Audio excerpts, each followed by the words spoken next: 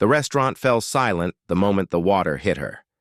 Ice cold, unforgiving, dripping down the folds of her pale blue maternity dress and pooling on the spotless marble floor. Maya froze, 7 months pregnant, one hand instinctively cradling her belly as the shock stole her breath.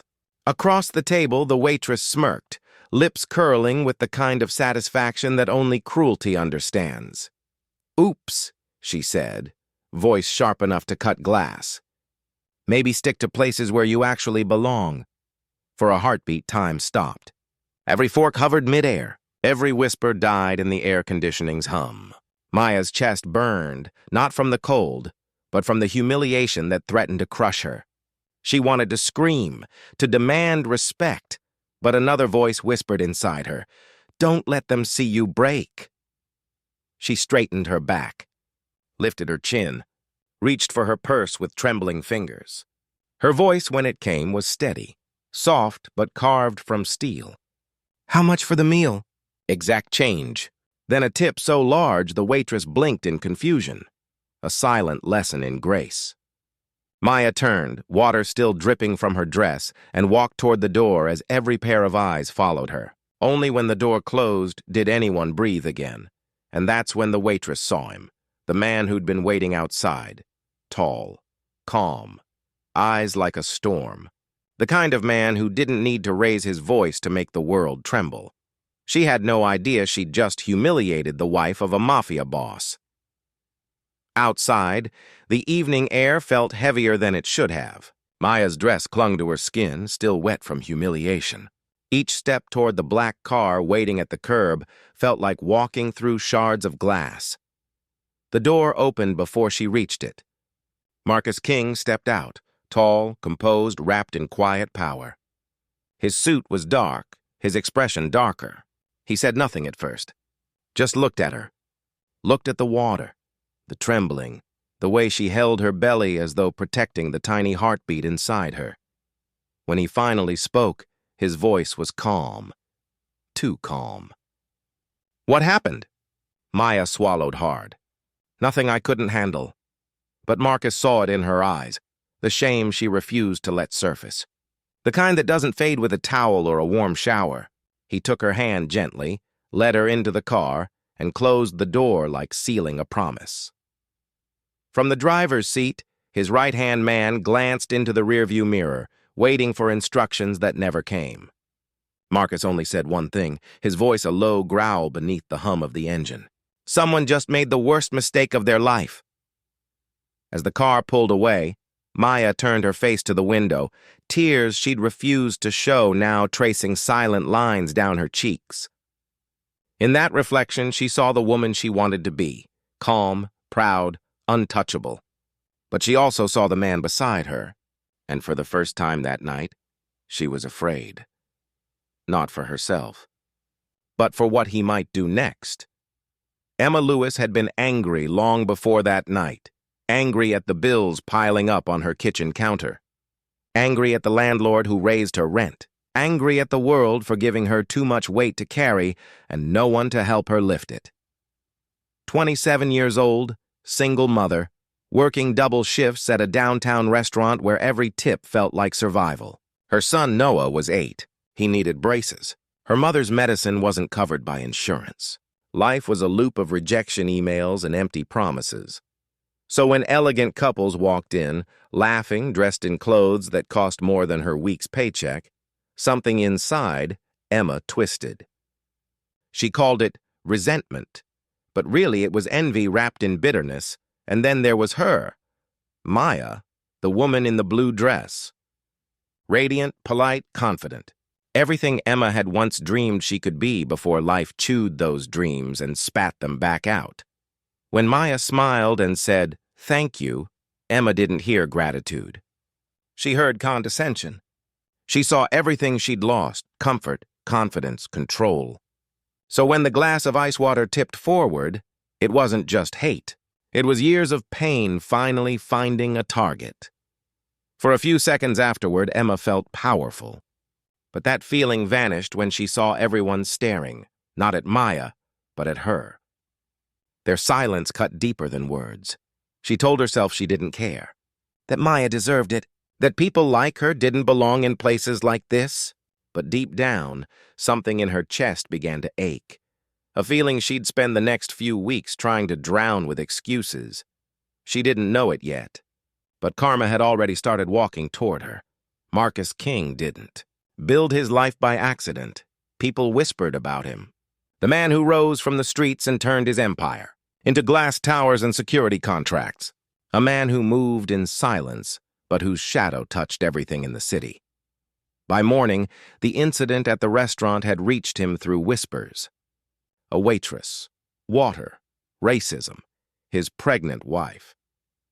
Marcus sat at his office desk, staring out at the skyline as rain streaked the windows.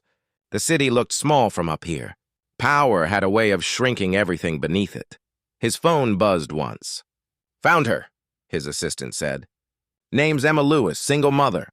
Works at Winston's Fine Dining. Apartment on Ridgeview. Behind on rent." Marcus closed his eyes. "No violence," he said softly. "Not yet." He didn't raise his voice. He didn't threaten. He simply started turning gears, invisible ones, buried in paperwork and bank accounts. By noon, the restaurant's supplier contracts were being reevaluated. By evening, property managers were revisiting their lease agreements. When his men asked what the endgame was, Marcus simply replied, "She humiliated a pregnant woman. I'll make sure humiliation teaches her something real." He wasn't angry. He was focused, and that was far more dangerous. That night, Maya sat beside him, quiet but thoughtful. "You're planning something," she said. Marcus looked at her, eyes steady. "I'm protecting my family," Maya hesitated. "Or punishing hers?" He didn't answer. He didn't have to. Because outside their window, the city lights shimmered, unaware that a storm had already begun to move. 3 weeks later, Emma's world started to break apart, quietly at first. Then all at once, her schedule at the restaurant was cut in half. The manager muttered something about reputation risks and customer complaints. Her paycheck shrank, her rent rose, and somehow her car insurance doubled overnight. Then came the video. A diner had filmed the entire water incident. Maya's calm composure, Emma's sneer, the gasps around the room. It hit social media like wildfire. Within hours, strangers were calling her a monster, her inbox filled with hate. Her friends stopped replying.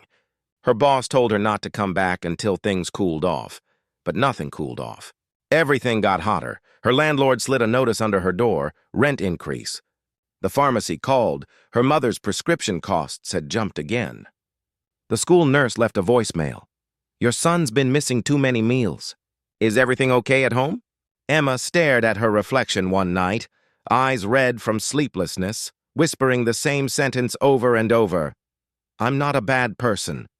I just made a mistake." But deep down she knew the truth. It wasn't one mistake. It was a lifetime of blame, 1,000 excuses, and one moment that showed the world who she really was. And somewhere across the city, in a high-rise office with the lights still burning past midnight, Marcus King looked over a list of addresses. Every business Emma relied on, every thread holding her life together, ran through him. He circled one name, then set the pen down. "This isn't revenge," he murmured. "This is education." It happened on a Tuesday morning, the day Emma finally stopped pretending things would get better. She'd just dropped her son, Noah, at school when her phone rang. The nurse's voice trembled. "Your son collapsed during recess. He's breathing, but you need to come now." The world tilted. Traffic blurred. Sirens wailed somewhere far away. By the time she reached the hospital, Noah was surrounded by machines that blinked and hummed in a cruel rhythm. A doctor spoke words she could barely process. Heart defect, urgent surgery, $65,000. Emma's knees gave out. She didn't have $60. She called her insurance, denied. Called her manager, fired. Called her landlord. Eviction notice confirmed. Each conversation was another door slammed in her face. When the doctor quietly mentioned one last possibility, a private foundation sometimes helped families, Emma clutched at the name like a prayer. "The King Foundation," he said. It's run by a businessman named Marcus King. Her stomach dropped. The room spun. She whispered, "The King Foundation?" As if saying the name could undo the past. Hours later, she sat in her car outside the hospital, forehead pressed to the steering wheel. Her son's life hung in the hands of the man whose wife she had humiliated. She stared at the hospital lights, then at her shaking hands. Pride, fear, guilt, none of it mattered anymore. Only Noah mattered, and so she walked into the storm she had created. The elevator doors opened to a world Emma didn't belong in. Glass walls, marble floors, silence heavy as judgment. At the end of the corridor, a door bore 2 words: Marcus King. She stepped inside. He stood by the window, hands clasped behind his back, staring out at the skyline like a man who owned it. He didn't turn when he spoke.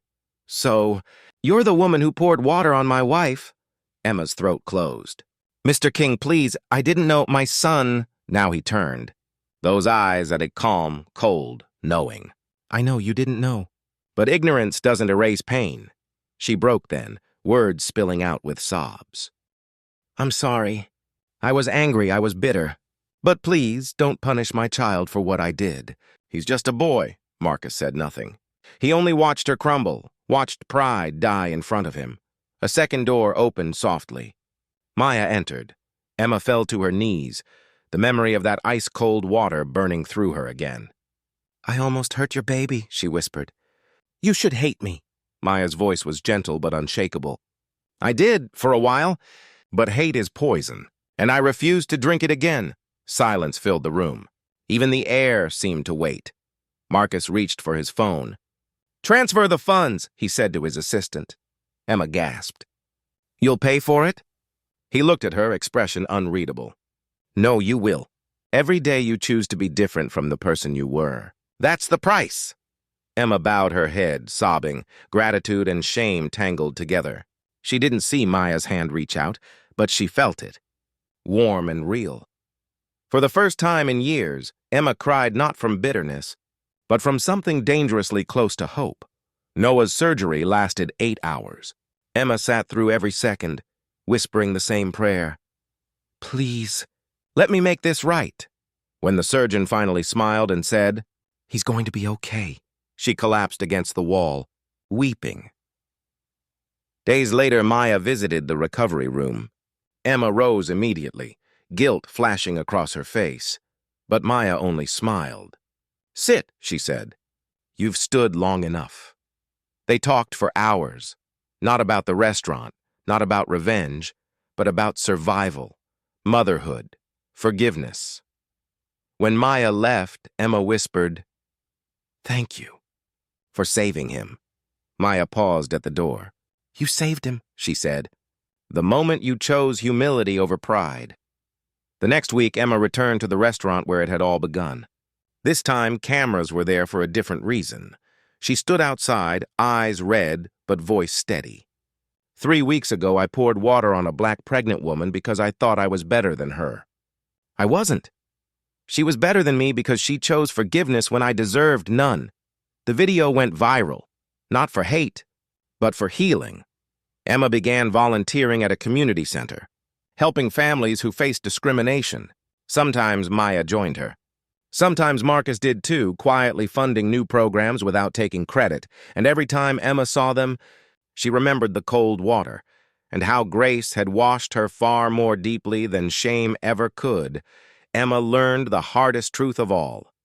Hate doesn't just destroy the person you aim it at. It destroys you first. But love, even when undeserved, can rebuild everything hate tried to burn. Marcus could have chosen revenge. Maya could have chosen anger. Instead, they chose mercy, and mercy changed 3 lives forever. If you believe forgiveness is stronger than hate, type "forgive" in the comments. And if this story touched you, make sure to subscribe, because the next story will remind you how powerful love can truly be.